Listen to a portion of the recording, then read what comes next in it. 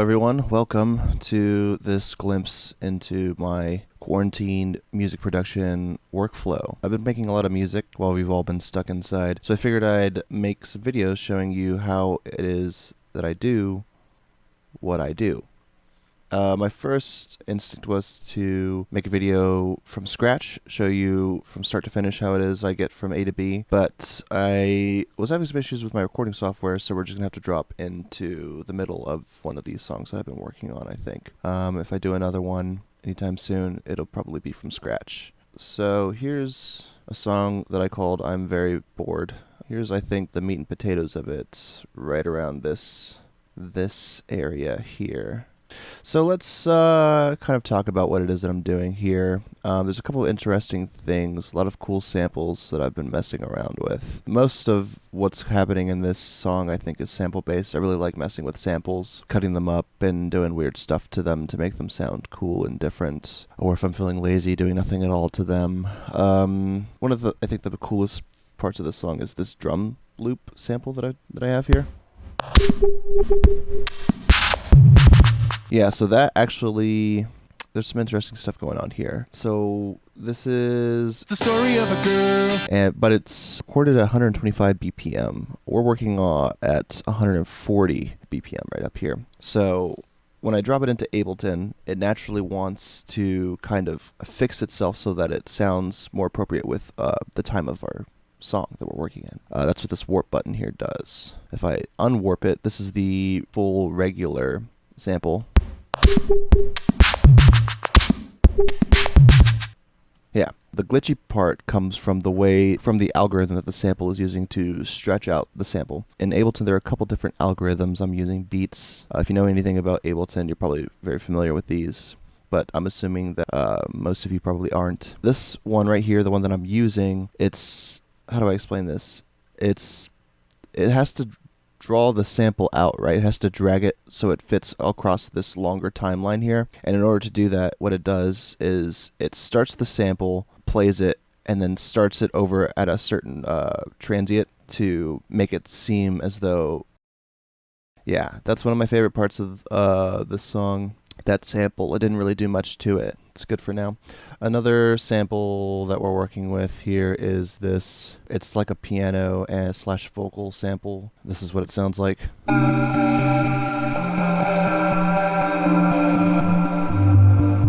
Yeah, that's not the full sample. It's a lot longer than that, but I don't need the whole thing. But I do like that. I think I've also got the Beats algorithm on this one too. Let's see what it sounds like with Complex Pro.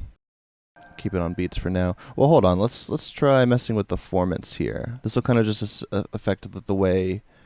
I don't really know how to describe this. Formants are like this thing that like give people's voices their unique kind of sounds, and it kind of tries to replicate that here in this algorithm. So let's just mess with that.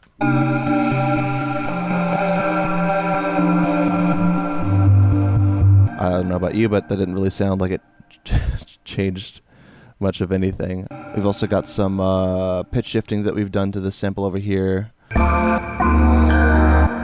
Yeah, so I've pitch shifted these down a couple semitones to make it sound like it's kind of broken and off key, or maybe in a minor key. I don't really know. If you came here for an extensive lesson on music theory, you're in the wrong place, because I'm not classically trained. I'm just doing my best. But yeah, I think it sounds a little darker, a little weirder, and it fits for the next part of this song, which I'm not totally in love with yet.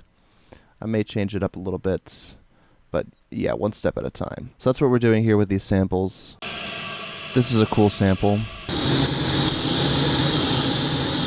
Yeah, it's pretty trippy, right?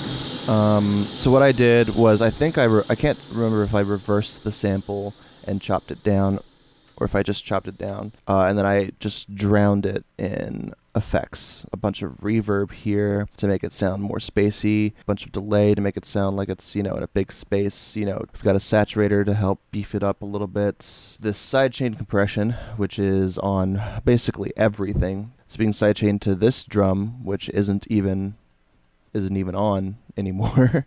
But basically what that means is the audio from this sample is being ducked every time it hits this sample here. Maybe I can give you an extreme example of that so you can hear what I mean. Let me just...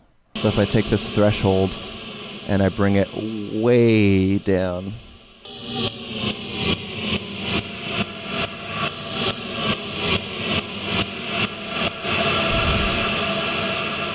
See what I mean?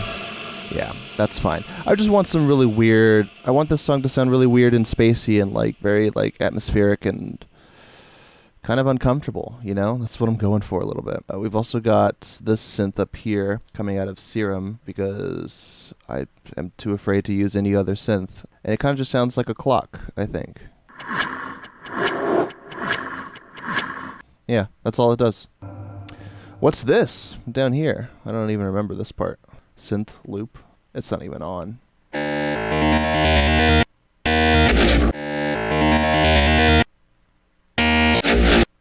Right. So let's work on making this song an actual song. One eternity later. Okay, so we've gotten a lot done on this song. I think I'm just gonna kind of keep it short and simple, right around 3 minutes. This is pretty much all of the bits that I like. Everything else outside of this little loop section, I'm kind of not really too in love with. I figured that the best parts were like the simplest parts, so I'm just gonna keep it, simple. Let's go ahead and take a look at everything that I've done for the song. We've got the main samples down here, which is this vocal sample. We've got the drum loop, which is running. It's been warped over my 140 BPM timeline with the Beats algorithm, making it sound a little glitchy. I also took it over here on this side and I chopped it up a bit to make things more interesting for this second part. And I put a filter on it, a high pass filter, getting rid of all the low end. I put saturate on it to beef it up, OTT to bring out, I don't really know what it does, it just makes things better. And I got some reverb on it. I chopped up parts of the main drum sample in an effort to make this kind of like a clap or a snare. You can kind of... Yeah, so kind of like a glitchy snare kind of situation. I also chopped up the vocal sample over here in this more intense part of the song. I chopped it up, pitch shifted it up a couple semitones, or an octave, looks like, and I doubled it, kind of harmonized it, pitch shifting it a few semitones apart to make it sound more interesting.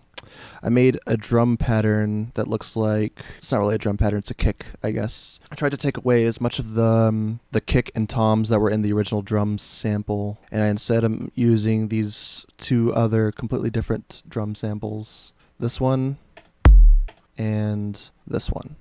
We've got this effects sample that's rising in and out. I kind of chopped it up over here for the intro.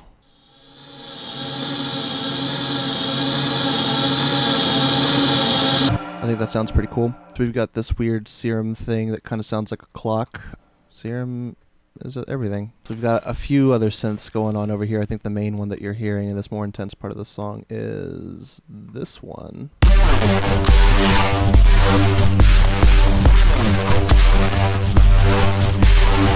I don't really have a lot going on. I think I'm just side chaining it to one of the kicks. Yeah, so that's pretty much the song. I was kind of going for like a old school like Toonami bump music, Flying Lotus kind of vibe. That's kind of just like what was in my head whenever I was messing around with these two samples here together.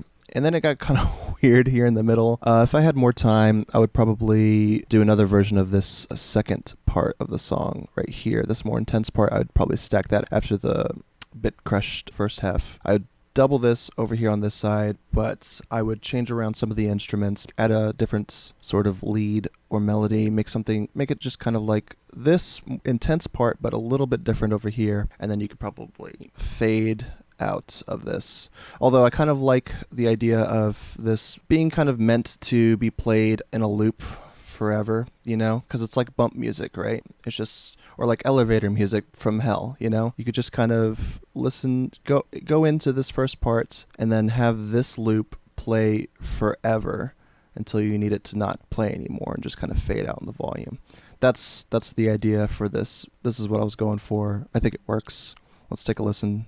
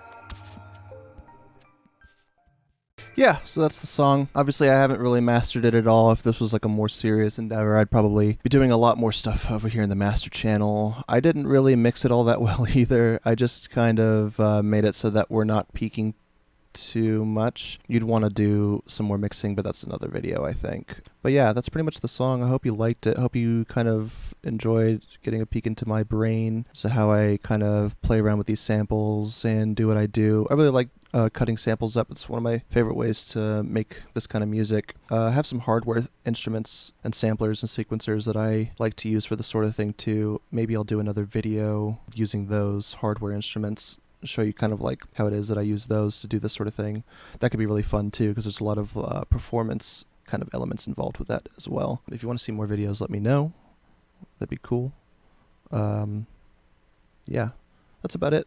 Thanks for watching. Have a good one. Wash your hands.